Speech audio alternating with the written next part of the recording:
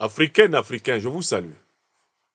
Où que vous soyez sur la terre natale de l'homme, dans les diasporas d'Europe, d'Amérique, d'Asie, quelles que soient vos longitudes et latitudes, soyez les bienvenus, le serviteur des pains spirituels de la liberté, de retour tardivement dans cet oratoire, a tenu à vous parler.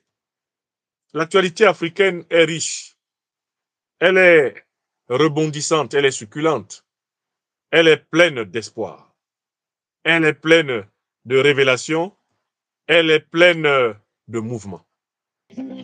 L'homme à la parole orthogonale, le docteur-colonel Abdoulaye Maïga, ministre d'État de l'administration territoriale du Mali, représentait hier devant l'Assemblée générale des Nations unies le grand peuple africain du Mali. Envoyé spécial du président de la transition chef de l'État du Mali, son Excellence, le colonel Assimi Goïta, et du Premier ministre, le docteur Choguel Kokala Maïga, le ministre d'État Abdoulaye Maïga a délivré une cathédrale de vérité crue, une fois de plus, à la tribune de l'Assemblée générale de l'ONU. Les discours des grands dirigeants africains du Mali, du Burkina, du Niger à l'ONU seront incontestablement des textes fondamentaux, des classiques de l'enseignement politique dans l'Afrique souveraine. Je voudrais saluer la qualité, la construction logique, didactique, la construction stylistique et rhétorique exceptionnelle des discours que le porte-parole du gouvernement du Mali, le docteur-colonel Abdoulaye Maïga, délivre. C'est de la très bonne qualité, rien que pour ce qui est de la formation. C'est-à-dire que le discours est en lui-même un objet qui formellement peut être intégré dans n'importe quelle activité pédagogique de haut vol, comme un modèle de la parole politique. Mais qu'est-ce qui nous frappe dans ce discours du 28 septembre 2024? Avant de vous dire mon sentiment sur la totalité du discours, qui dure une trentaine de minutes, je ne vais pas vous faire écouter tout le discours, puisqu'il dure une trentaine de minutes. Je vous recommande de l'écouter en intégralité, car il s'agit d'une démonstration précise. Je vais vous faire écouter 6 minutes du discours du docteur-colonel Abdoulaye Maïga, parce que c'est irremplaçable. Sa manière de dire, sa manière de faire comprendre.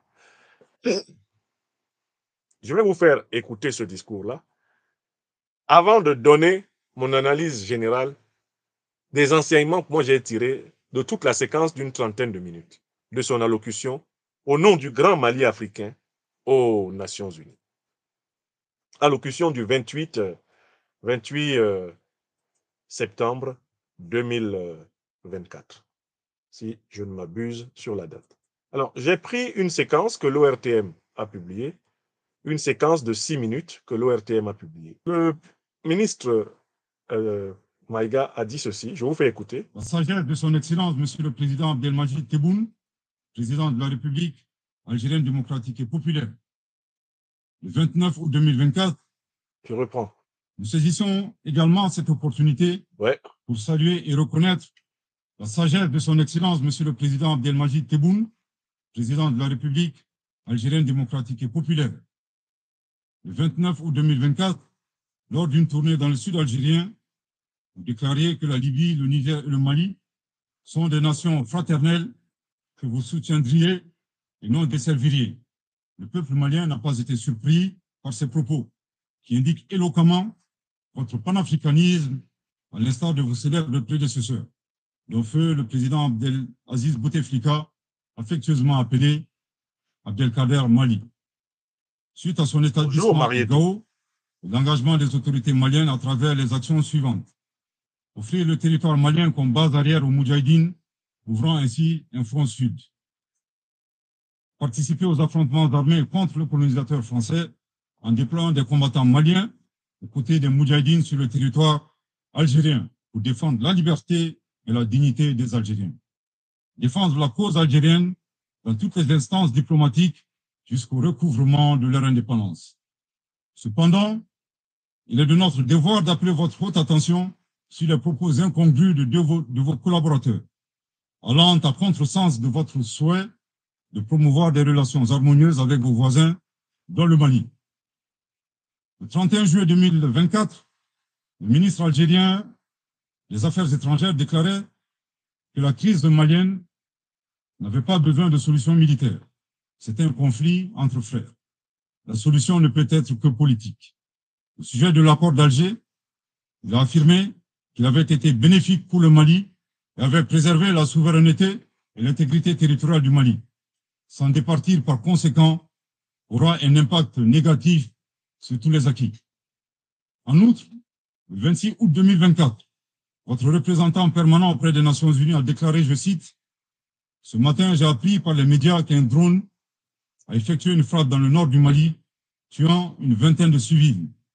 Ceux qui appuient sur la manette de ce drone n'ont de compte à rendre à personne sur ces frappes. » Fin de citation. De l'analyse des propos du premier, nous constatons une grave ingérence dans les affaires intérieures du Mali. En effet, la nature de la solution déployée par les autorités maliennes ne concerne que les Maliens. Depuis la fin de l'accord d'Alger, le 25 janvier 2024, les Maliens n'expriment qu'un seul vœu le concernant, que son âme repose en paix. Monsieur le ministre des Affaires étrangères, l'accord est bien et belle mort. Ouais. Vos incantations ne serviront pas à le ressusciter. L'amour. Vous me donnez l'occasion, d'une part, de vous réitérer que nul ne peut aimer le Mali plus que les Maliens. D'autre part, de vous rappeler que le Mali et son peuple ne seront pas des spectateurs face aux assauts et l'adversité. Ah, oh. Chaque balle tirée contre nous, nous réagirons par réciprocité. Pour chaque mot employé de travers, nous réagirons par réciprocité. À bon entendeur, tant pis. Quant aux représentants permanents algériens, en plus d'offrir le gîte et le couvert, certainement avec de succulents plats de tchétchouka et de chorba, à des terroristes et des renégats en débandade, son rôle d'estafette désorienté ne contribue guère à la promotion des relations de bon voisinage. De ces propos, il ressort des accusations graves et infondées. D'une part, la qualification de la nature civile des victimes à partir des médias est aventureuse et diffamatoire. Et d'autre part, en affirmant que les opérateurs de drones n'ont de compte à rendre à personne, ils alimentent une campagne de désinformation contre le Mali, tout en soutenant l'idée que les voyantes forces de défense et de sécurité maliennes seraient incapables de piloter des drones. Il me plaît ici de rappeler que la montée en puissance des FAMA n'est pas une vue de l'esprit, mais une réalité tangible qui a permis de reprendre le contrôle de l'ensemble du territoire national. Concernant l'usage des drones, les opérateurs sont bien des Maliens qui agissent avec professionnalisme, à l'instar du reste des forces de défense et de sécurité maliennes, et traitent les cibles terroristes suivant des procédures conformes aux normes internationales. À titre de rappel, il y a quelques années, les acteurs de l'instrumentalisation des droits de l'homme, déterminés à ternir la performance antiterroriste de l'armée nationale algérienne, ont mis en exergue la question subversive du qui tue qui. Aujourd'hui, nous sommes troublés que le représentant permanent algérien ait rejoint la tendance manipulatrice des droits de l'homme pour s'attaquer à l'armée malienne. Le Mali exige de ces deux énergumènes diplomatiques dans l'histoire à reculons. Manifestement, ils ignorent tout à la fois de l'histoire entre les peuples frères du Mali et de l'Algérie et la contribution exceptionnelle du Mali à la guerre de libération algérienne. Et certainement de la géographie, car ils considèrent à tort le Mali comme une wilaya, c'est-à-dire une province algérienne. Ouais. Je répète, le Mali exige de ces deux énergumènes diplomatiques qui cessent d'entrer dans l'histoire à reculons. Manifestement, ils ignorent tout à la fois de l'histoire entre les peuples frères du Mali et de l'Algérie et la contribution exceptionnelle du Mali à la guerre de libération algérienne et certainement de la géographie, car ils considèrent à tort le Mali comme une wilaya, c'est-à-dire une province algérienne. Je répète pour une dernière fois. Le Mali exige de ces deux énergumènes diplomatiques qui cessent d'entrer dans l'histoire en reculons. Manifestement, ils ignorent tout à la fois de l'histoire entre les peuples frères du Mali et de l'Algérie, et la contribution exceptionnelle du Mali à la guerre de libération algérienne, et certainement de la géographie, car ils considèrent à tort le Mali comme une wilaya, c'est-à-dire une province algérienne. Monsieur le Président. Voilà. Je tenais à vous faire écouter cet extrait en particulier avant de vous donner mon analyse du discours, eh bien, que j'ai entendu en général. D'abord, le discours est construit sur un raisonnement logique. C'est un raisonnement qui part d'abord des origines de la crise sécuritaire que connaît le Mali aujourd'hui. Le ministre Abdoulaye Maïga, l'homme à la parole orthogonale, rappelle que la situation malienne aujourd'hui vient de la combinaison de deux facteurs. Des renégats maliens qui s'associent à l'organisation terroriste créée autrefois par l'OTAN au Moyen-Orient, appelée Al-Qaïda. Premier facteur. Deuxième facteur, la destruction de la Libye en 2011 par la coalition de l'OTAN, marquée par l'assassinat de Kadhafi. Destruction qui a été faite en coaction entre les puissances de l'OTAN, menées par Barack Hussein Obama des États-Unis, Nicolas Paul Stéphane Sarkozy de Naguib Bokcha pour la France, David Cameron pour la Grande-Bretagne. Ils ont agi en bonne entente avec les deux grandes organisations terroristes, Al-Qaïda, créée dans les années 80 par la CIA pour combattre les soviétiques en Afghanistan, et l'État islamique, créé par l'administration Obama-Clinton, selon l'ancien président américain Donald Trump. C'est avec ces deux organisations terroristes que l'OTAN a attaqué la Libye, saccagé la Libye. Ce qui a permis à ces organisations terroristes de recevoir de l'argent, de recevoir des armes et une couverture médiatique complète, leur permettant d'envahir le Sahel, c'est-à-dire le Mali, le Burkina, le Niger, et de commencer à progresser sur le golfe de Guinée, c'est-à-dire sur le Nigeria, le Cameroun, le Ghana, le Togo, le Bénin, la Côte d'Ivoire, alors même qu'en même temps, les mêmes organisations attaquent le bassin du Congo et progressent vers le Mozambique pour imposer à tous ces pays africains d'accepter des conditions de bradage de leurs richesses fondamentales, leur or, leur pétrole, leur gaz, leur manganèse, leur coltan, leur lithium, leur diamant, leur bois, leur café, leur cacao, bref, maintenir l'Afrique en situation de déstabilisation permanente afin de forcer les dirigeants africains à se soumettre aux règles économiques des impérialistes de l'OTAN. Ce plan a été dévoilé et le monde entier le connaît. L'une des raisons pour lesquelles je suis persécuté par la dictature de M. Macron en France, c'est que je dénonce justement la responsabilité des grandes puissances de l'OTAN dans la déstabilisation du continent africain. Le ministre Abdoulaye Maïga a commencé par rappeler ce fait. Qui est responsable de la déstabilisation de l'Afrique aujourd'hui? Eh bien, ce sont des organisations terroristes qui ont été créées par les renseignements généraux occidentaux au Moyen-Orient. C'est la grande alliance militaro-politique occidentale de l'OTAN qui est coupable de la déstabilisation que l'Afrique connaît actuellement. Car c'est elle qui a détruit la Libye, armé les deux grandes organisations terroristes et organisé l'invasion terroriste du continent. Nous possédons pour cela 4 preuves incontestables que nous avons enseignées aux Africains. La première, ce sont les révélations des emails de Mme Hillary Rodham Clinton. Ils ont été révélés dans le cadre du scandale Wikileaks.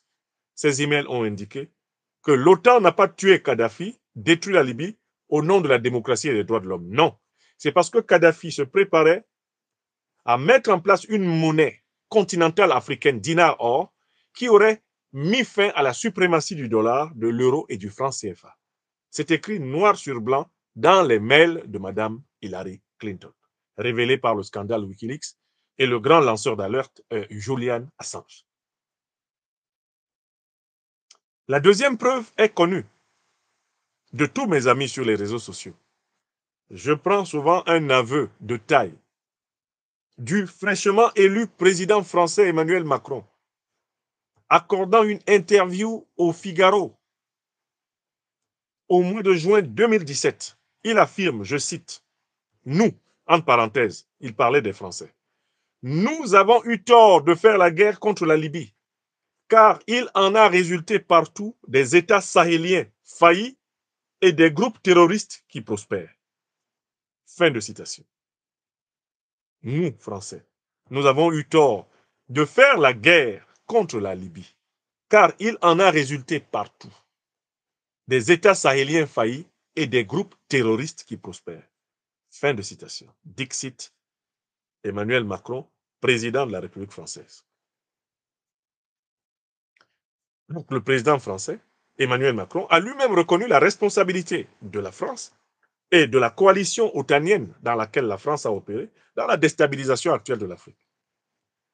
La troisième preuve qui permet au docteur-colonel Abdoulaye Maïga, ministre d'État, porte-parole du gouvernement malien, de dire que c'est l'action de l'OTAN qui est la cause de la déstabilisation de l'Afrique. Mais c'est la conversation rapportée entre le ministre Sergueï Lavrov et l'ancien ministre des Affaires étrangères de la France en 2013, Laurent Fabius, qui n'a jamais démenti Lavrov. Fabius, au nom de la France, demande à Lavrov d'obtenir que la Russie n'utilise pas son veto contre l'intervention militaire française au Mali, intervention qui aurait vocation à arrêter les terroristes qui déferleraient vers Bamako. La Russie, au nom de son chef de la diplomatie, marque son accord pour permettre à la France d'intervenir et de stopper les terroristes, qu'on appelle abusivement à cette époque les djihadistes, pour tromper les Africains et salir la belle et noble religion musulmane. Mais Lavrov fait le commentaire suivant à Laurent Fabius, qui est toujours vivant, il est président du Conseil constitutionnel. Il lui dit, mon cher Laurent, vous vous préparez à combattre maintenant au Mali les terroristes que vous avez armés en Libye. Réponse de Fabius. On aurait pu s'attendre à ce que Laurent Fabius fasse objection et dise à son homologue, mais c'est inacceptable, ce sont des accusations très graves. Je ne peux pas vous permettre de dire ça. C'est pas possible que vous disiez que nous avons soutenu des terroristes en Libye, monsieur Lavrov. Là, non, pas question. Non, ce n'est pas ce que fait le ministre des Affaires étrangères de la France d'alors, Laurent Fabius. Il dit à Lavrov, c'est la vie. Il dit que c'est la vie. Donc la vie, c'est la duplicité qui consiste à armer des terroristes en Libye et ensuite à venir proposer aux Maliens de les aider à combattre les terroristes qu'on a soi-même armés. Et donc la vie, du point de vue de cette diplomatie effectivement néocolonialiste, la vie, c'est la duplicité. La vie, c'est la tromperie. La vie, c'est le double langage, c'est le double standard. La vie, c'est l'art d'être un pompier pyromane. Pyromaniac firefighter. Is this life? Et ça, c'est la troisième preuve. Je cite une quatrième. Une quatrième preuve incontestable. Mais ce sont les aveux, je cite souvent cette preuve-là, les aveux d'une enquête de France 24 publiée le 30 juillet 2014. Une enquête de France 24 a établi le titre « La France, premier banquier des djihadistes au Sahel ». La France, premier banquier des djihadistes au Sahel. Cette enquête se base sur les révélations d'un responsable politique américain qui s'appelle à l'époque David Cohen. Il est sous-secrétaire d'État américain. Sur la base des renseignements américains, il affirme, et c'est publié dans le New York Times, c'est publié dans toute la presse américaine, que l'un des mécanismes par lequel les terroristes sont financés au Sahel, sont financés en Afrique, c'est le paiement de rançon. et que les pays européens en général, et la France en particulier, sont champions dans le paiement de rançon. En 2014, on recensait près de 200 millions de dollars versés au groupe terroriste en guise de paiement de rançon. Donc, en fait, on savait très bien que c'est grâce aux rançons que les terroristes ont du cash avec lequel ils recrutent dans le lumpen prolétariat africain.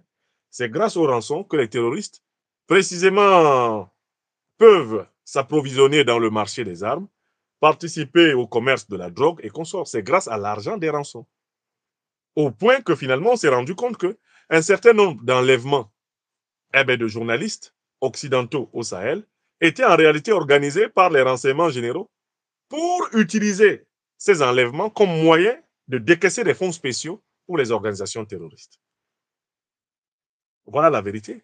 Si vous étudiez l'histoire des enlèvements de journalistes au Sahel, vous verrez qu'il y a certains enlèvements qui sont clairement des auto-enlèvements, qui sont clairement des livraisons. C'est-à-dire qu'on leur donne l'appât.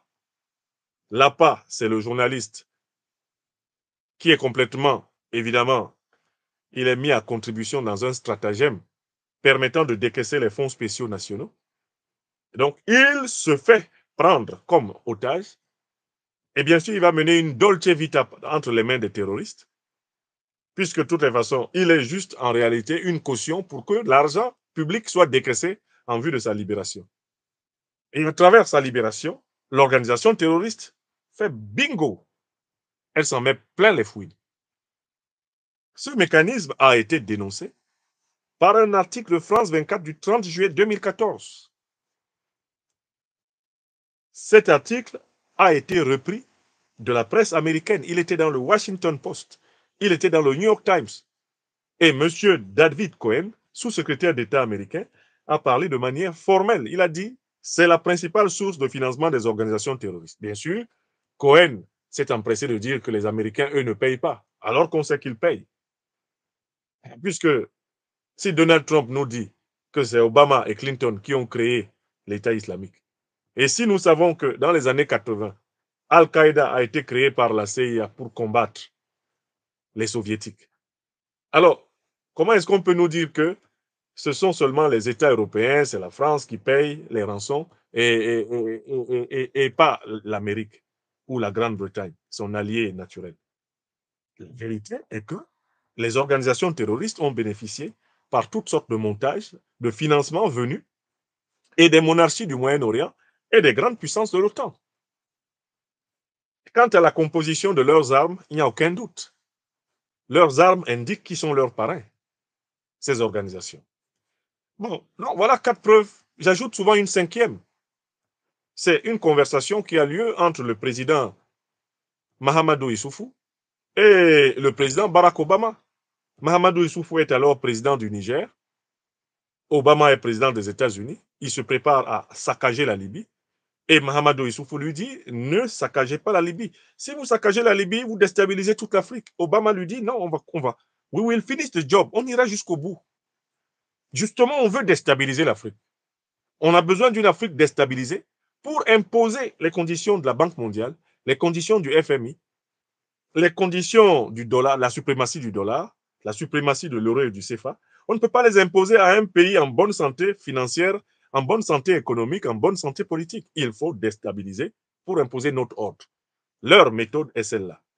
Ils imposent leur ordre en commençant par semer le chaos. C'est l'ordre par le chaos. On vient déstabiliser un continent entier pour pouvoir imposer à ce continent des termes d'échange inégaux. Vous avez compris? Voilà, c'est tout. Donc, le ministre Abdoulaye Maïga est parti de cette évidence que la terre entière doit partager. L'Afrique n'est pas déstabilisée pour des raisons religieuses. L'Afrique n'est pas attaquée par des djihadistes. Elle est attaquée par des terroristes qui ont été armés depuis 2011 à l'occasion du saccage de la Libye par l'OTAN. Voilà la vérité qui a été dite devant l'Assemblée générale des Nations unies. Le deuxième élément clé du discours du docteur-colonel Abdoulaye Maïga, c'est la déduction des catégories. C'est-à-dire qu'une fois que cette évidence sur les causes réelles de la déstabilisation, une fois que cette évidence est posée, le docteur Abdoulaye Maïga dit, bon, on avait donc au Mali et partout en Afrique, obligation de choisir entre deux philosophies. La philosophie de l'autruche, la politique de l'autruche qui consiste à s'enfoncer le cou dans le sable en espérant que la tempête va passer, jusqu'à ce qu'un loup vienne manger l'autruche qui croyait se protéger en se voilant la face, ou alors assumer avec le courage littéralement du lion, assumer la nécessité d'affronter l'adversaire. Pendant très longtemps, les pays africains, sous l'emprise du néocolonialisme français, de l'impérialisme occidental, ont appliqué une politique de l'autruche à l'agression terroriste, car ils refusaient de lier l'agression terroriste à l'action impérialiste de l'OTAN.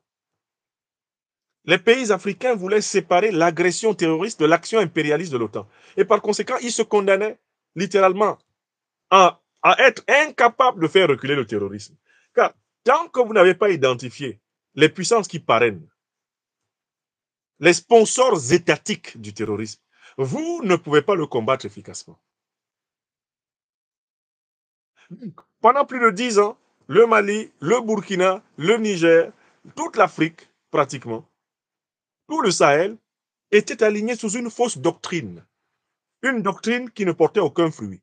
Les peuples étaient délogés massivement de leurs terres. Le vaste plan dont Obama parlait, we will finish the job, ce plan avançait.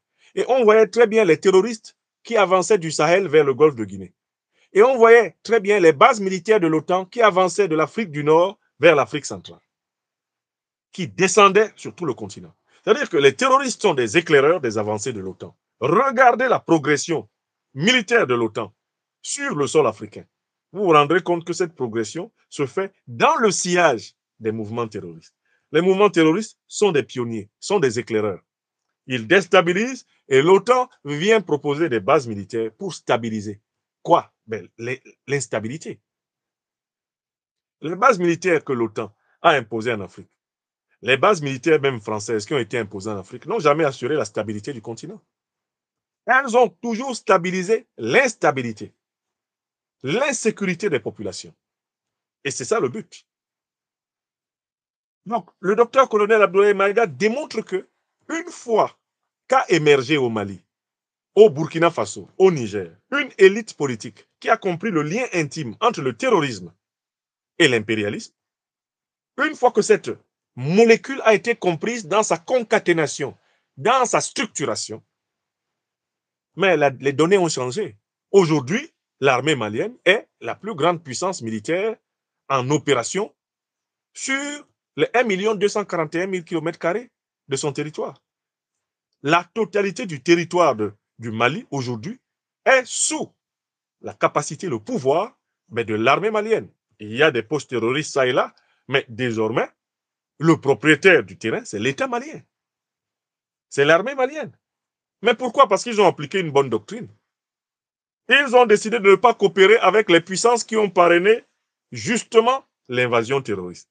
À partir du moment où les pays du Sahel ont refusé de coopérer avec les puissances de l'OTAN, les terroristes ont été privés d'une source de renseignement énorme. C'est que les officiers de l'OTAN étaient à l'intérieur des états-majors maliens, burkinabés, nigériens. Et par conséquent, puisque l'OTAN est la grande organisation parraine de l'invasion africaine, les groupes terroristes étaient informés en temps et heure de toutes les opérations menées contre eux. D'où l'inefficacité pendant 10 ans de toutes ces armées. Regardez une grosse armée comme celle du Nigeria. J'espère que vous comprenez pourquoi le Nigeria échoue à vaincre les groupes terroristes.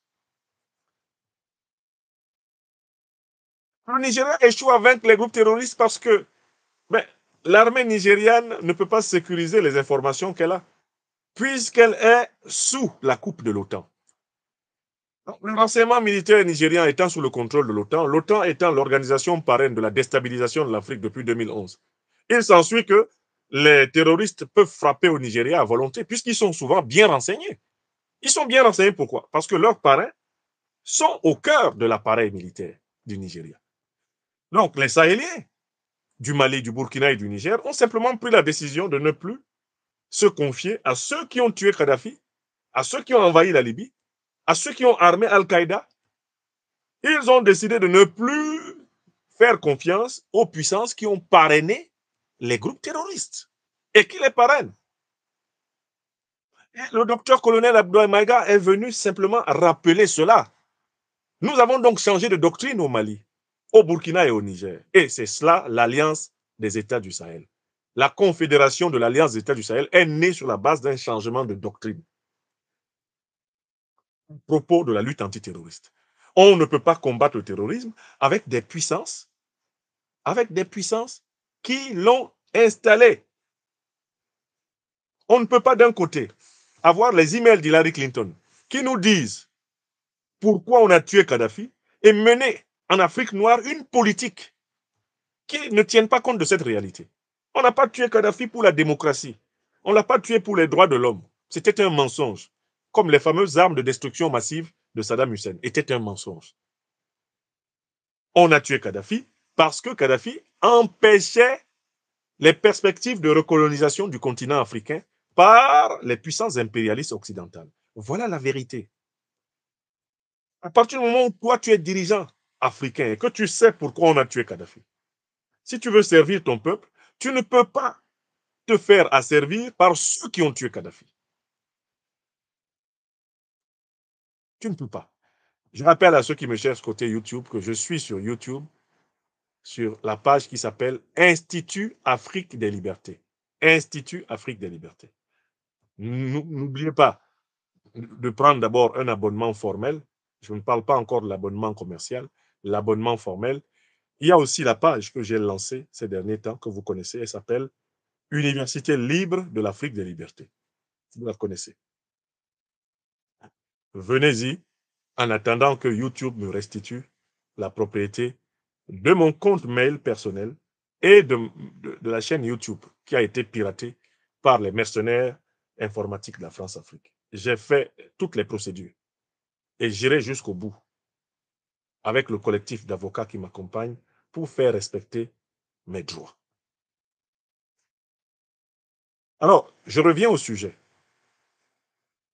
La deuxième partie de la démonstration était faite.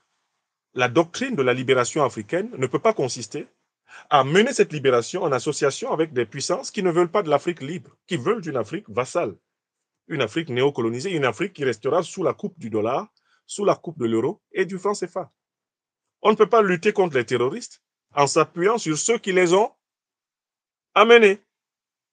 Troisième étape de la doctrine, du discours, et qui m'a vraiment marqué, c'est quand le docteur-colonel Abdoulaye Maïga s'appesantit sur le cas algérien et dissèque le cas algérien. Non, avec l'homme à la parole orthogonale, il faut toujours vous méfier quand il commence à dire beaucoup de bien de quelqu'un. Je connais mon type. Moi, j'ai senti, quand dans son discours, il commence à dire « Nous voulons saluer la sagesse du président Abdelmajid Tebboune », j'ai dit « Ouh là là !» La figure de style qui va s'imposer ici, ça s'appelle l'antiphrase. Quand vous entendez le docteur-colonel Abdoulaye Maïga dans un discours, commencez par vous parler des qualités d'un homme. Sachez que cet homme-là va connaître une déconvenue. Parce qu'en fait, la méthode malienne ici, elle consiste à souligner que l'homme revendique des qualités. Mais en fait, ensuite, dans un deuxième moment, en montrant qu'en fait, il ne les a pas. Certes, il les revendique d'un côté, mais en réalité, il ne les a pas.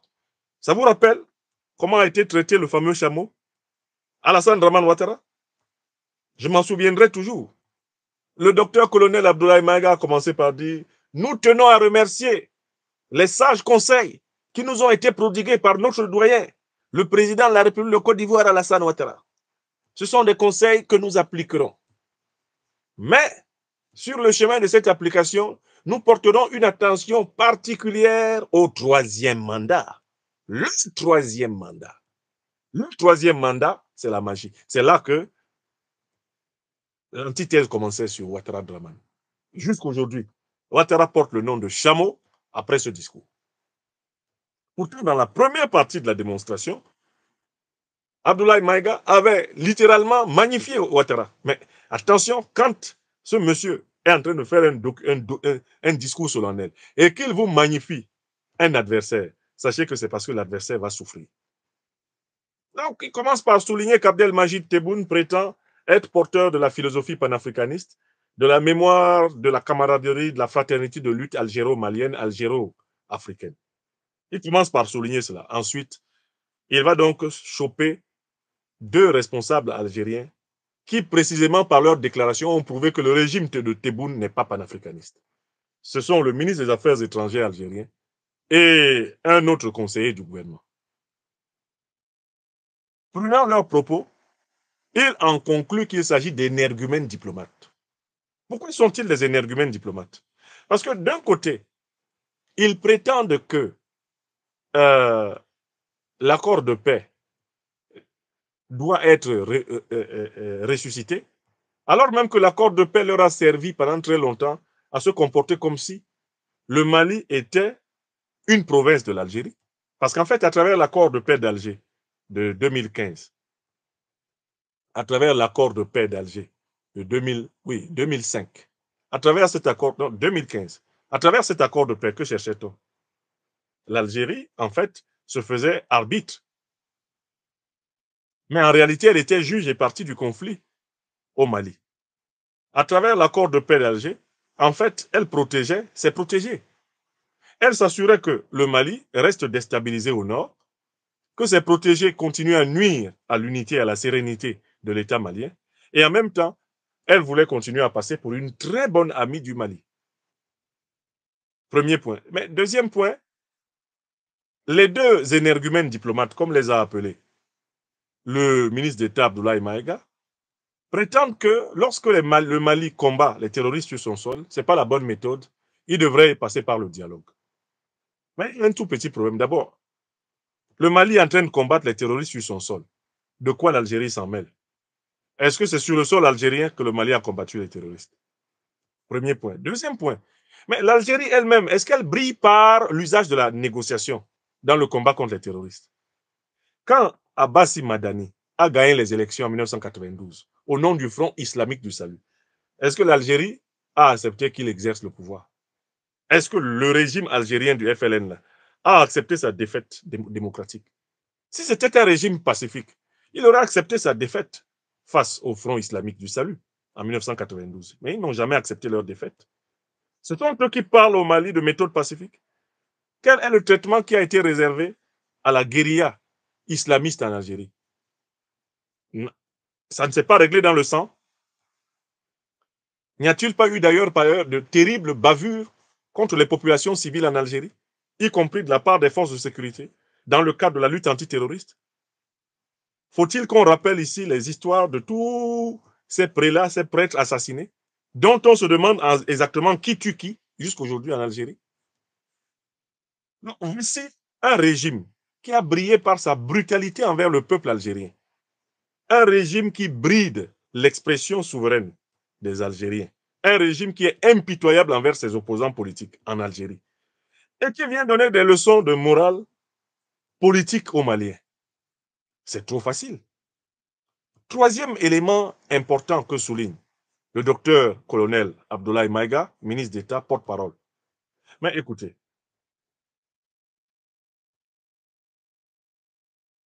l'Algérie n'est-elle pas le lieu où actuellement les principaux chefs terroristes qui ensanglantent le nord du Mali ont leur base arrière? Mais comment vous pouvez offrir la chorba, offrir les meilleures assiettes d'Algérie à Iyad Aghali, qui est le chef d'Al-Qaïda, lui et ses adjoints? Comment peuvent-ils avoir le gîte, le couvert, les soins, la couverture médiatique, la protection, la reconnaissance diplomatique de l'Algérie, alors que l'Algérie, de l'autre côté, prétend favoriser le dialogue? Pourquoi l'Algérie n'a-t-elle pas dialogué avec ces terroristes à elle? Quand les Algériens combattaient les terroristes sur le sol algérien, ils les ont combattus à coups de dialogue ou à coups de Kalachnikov, de bombes, de pendaisons haut et court, et même parfois de massacres. Donc, en fait, objectivement, quel est l'Algérien, quelle est l'Algérienne digne de ce nom, qui peuvent se tenir devant les Maliens et dire l'attitude du gouvernement Tebboune envers le Mali est une attitude juste. Nos frères et sœurs algériens, qui sont véridiques, ne peuvent pas défendre Abdelmajid Tebboune dans sa politique de duplicité envers le Mali. De manière évidente, tout Algérien doivent savoir que le régime Tebboune a rompu avec la philosophie du panafricanisme révolutionnaire du FLN. Il a rompu avec cette philosophie et a décidé de participer à la duplicité caractéristique de l'impérialisme otanien. Le Mali a servi de base arrière à la lutte anticolonialiste algérienne. Des Maliens sont morts aux côtés des Algériens, combattant les colons français. L'inverse n'existe pas. L'Algérie n'a pas encore versé son sang pour la libération du Mali. Si les dirigeants algériens actuels avaient la conscience révolutionnaire panafricaniste et historique, jamais ils ne serviraient l'Algérie comme base arrière à des groupes terroristes pour attaquer le pays qui a servi de base arrière au mouvement de libération nationale. Donc la démonstration du docteur-colonel Abdoulaye Maïga est impeccable. C'est une démonstration imparable. La diplomatie algérienne a été battue à plate couture dans cet exercice d'argumentation publique. Il n'y a que 3 questions à poser à l'Algérie. Hébergez-vous, oui ou non, les chefs terroristes d'Al-Qaïda? Si la réponse est oui, il n'y a plus de débat. Vous êtes donc en réalité complice de terrorisme et donc vous êtes une puissance terroriste. Et quand nous avons appliqué ce raisonnement-là aux aventuriers ambigus du Sénégal, les gens n'ont pas voulu. Mais on doit poser à Ousmane Sonko et à Diomaye Faye.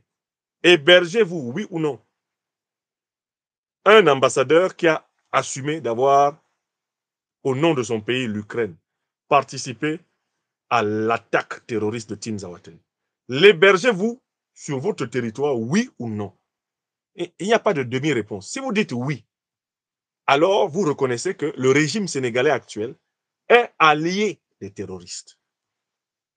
Et ça aussi, il a fallu que je le dise peut-être plusieurs fois pour que les Sénégalaises et les Sénégalais l'entendent. Parce qu'ils ne voulaient même pas l'entendre. Un ambassadeur qui se met publiquement sur Facebook et dit « Oui, nous avons mené l'attaque terroriste qui a tué des dizaines de soldats maliens à Tinzaouaten en association avec Al-Qaïda, l'État islamique.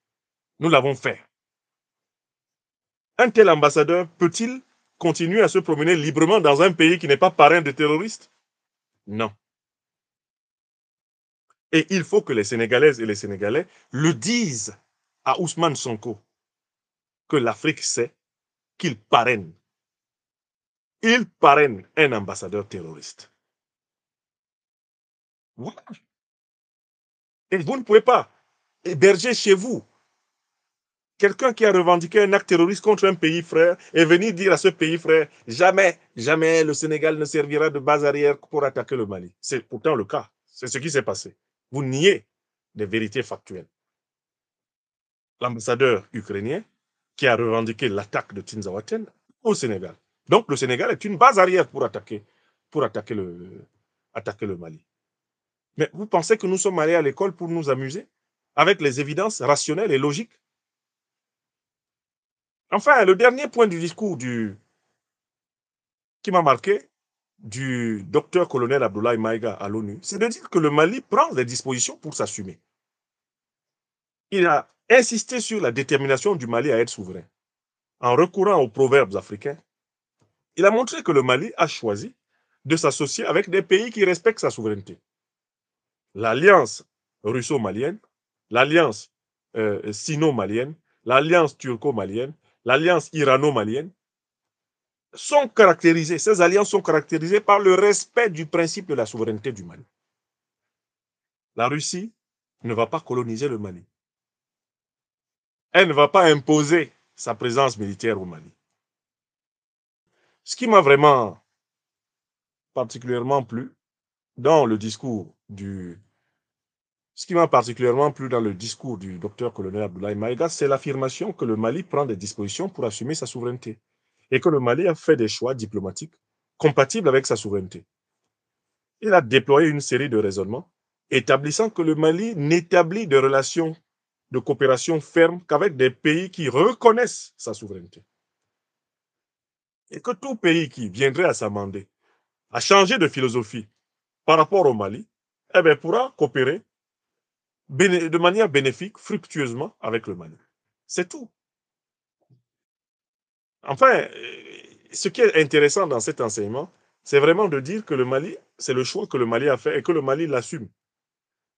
Pour le meilleur et le pire, le Mali l'assume. Et de rappeler que le Mali est attaqué et se défendra. Je voudrais quand même mettre en relation ce qu'a dit le ministre d'État Abdoulaye Maïga avec l'accord qui a été récemment signé par les deux ministres des Affaires étrangères des deux pays.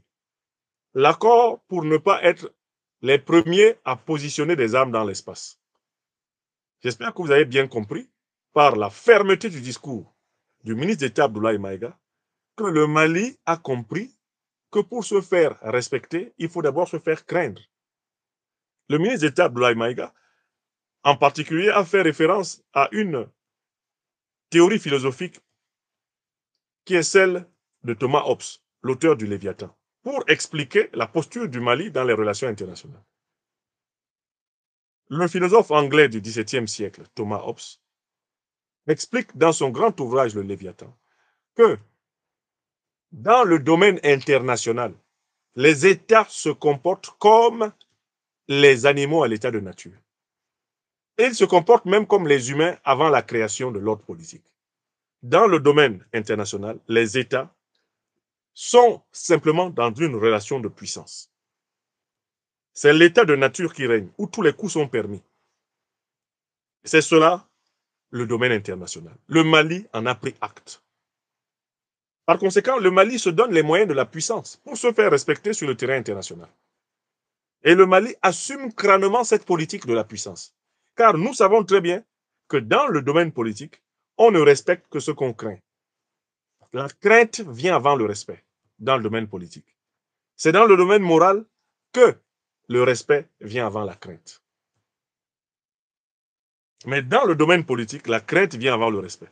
C'est-à-dire que, comme les États n'ont pas d'amis, ils n'ont que des intérêts, comme les États dans le domaine international se comportent littéralement comme des fauves dans la nature, eh bien, tout État doit constamment agrandir ses griffes, renforcer sa capacité d'être un fauve. Et le Mali a justement dopé sa défense, sa sécurité. Le Mali va devenir, avec ses alliés de l'AES, détenteur de satellites militaires, détenteur de satellites commerciaux, détenteur de satellites d'information, parce que c'est le chemin nécessaire pour être craint et par conséquent pour être respecté. Donc, Abdoulaye Maïga montre que le président Assimi Goïta et ses compagnons lisent très bien Hobbes et Machiavel. Ils lisent très bien Carl Schmitt. Et ils ont bien compris que, bien qu'on puisse contester l'incitation à la méchanceté qu'on peut lire dans certaines lignes de ces philosophes, il y a quelque chose de vrai dans leur théorie, car elle reflète justement la pratique politique de l'Occident, c'est que les États, précisément, ne peuvent être limités que par des États, que c'est la puissance qui limite la puissance, et que l'Afrique ne peut pas s'amuser à ne pas acquérir la puissance. C'était remarquable. Je salue le ministre d'État, le docteur-colonel Abdoulaye Maïga, chers frères, chers amis, vous avez été cette fois-ci encore brillant. Le cœur de chaque Africain, écoutant votre allocution du 28 septembre 2024 à l'ONU, battait à l'unisson du cœur de chaque Malienne et de chaque Malien. C'est une fierté renouvelée d'avoir de tels représentants à la tribune des Nations Unies qui parlent de l'Afrique en pensant à l'Afrique, qui parlent de l'Afrique avec un profond amour pour l'Afrique, qui parle de l'Afrique en mobilisant toutes les ressources de l'intelligence pour le peuple africain. Soyez salués. Président Assimi Goïta, Premier ministre Shogel Kokala Maïga, ministre d'État docteur-colonel Abdoulaye Maïga, ministre ambassadeur Abdoulaye Diop, et vous tous, à tous les niveaux de la grande famille politique du Mali, soyez salués.